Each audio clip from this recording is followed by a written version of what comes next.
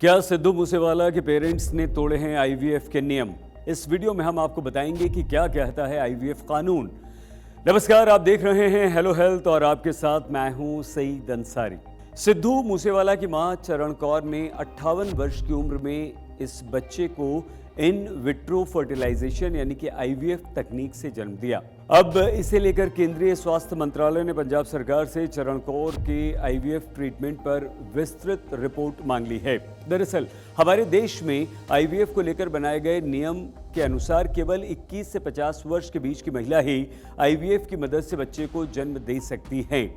सहायक प्रजनन प्रौद्योगिकी विनियम अधिनियम ART 2021 की धारा 21G(I) के तहत ART सेवाओं के तहत जाने वाली महिला के लिए निर्धारित आयु सीमा 21 से 50 वर्ष के बीच है। अधिनियम की धारा 21G(I) में अनिवार्य रूप से यह कहा गया है कि प्रारंभ में ART सेवाओं का लाभ उठाने के लिए एक महिला के लिए अधिकतम आयु 50 वर्ष या मेनोपॉज के पूरा होने पर जो भी पहले हो निर्धारित की जाती है। दरअसल इस अधिनियम के तहत आयु प्रतिबंध इसलिए जुड़ा है क्योंकि बढ़ती उम्र के साथ माता और भ्रूण में बीमारियों का जोखिम काफी बढ़ जाता है।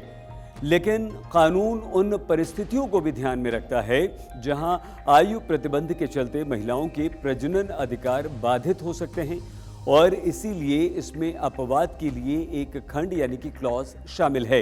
इस क्लॉज के तहत 50 वर्ष की आयु सीमा पार कर चुकी महिलाएं भी ART की सेवाएं चुन सकती हैं। इनमें IVF भी शामिल है। इसके लिए महिला की शारीरिक और मानसिक स्वास्थ्य से जुड़ी विस्तृत जांच में ये सिद्ध होना चाहिए कि महिला इसकी प्रक्रियाओं से गुजरने और संभावित खतरों को उठाने के योग्य है, स्वस्थ है। और इस प्रकार सहायक प्रजनन प्रौद्योगिकी विनियम अधिनियम 2021 की धारा 21 यानी कि 21G(I) द्वारा निर्धारित प्रतिबंधों के बावजूद 50 वर्ष से अधिक उम्र की महिलाएं हमारे देश में IVF का विकल्प चुन सकती हैं अगर वो निर्धारित चिकित्सा और मानसिक स्वास्थ्य मापदंडों को पूरा करती हैं तभी।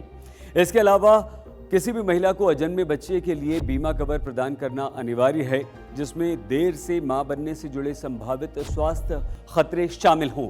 इस शर्त का उद्देश्य बच्चे के समग्र कल्याण की रक्षा करना है। वहीं अंत में माता पिता द्वारा बच्चे की संरक्षितता के संबंध में एक स्पष्ट योजना प्रदान करना भी आवश्यक है ताकि किसी भी दुर्भाग्यपूर्ण घटना की स्थिति में बच्चे की देखरेख अच्छे से हो सके।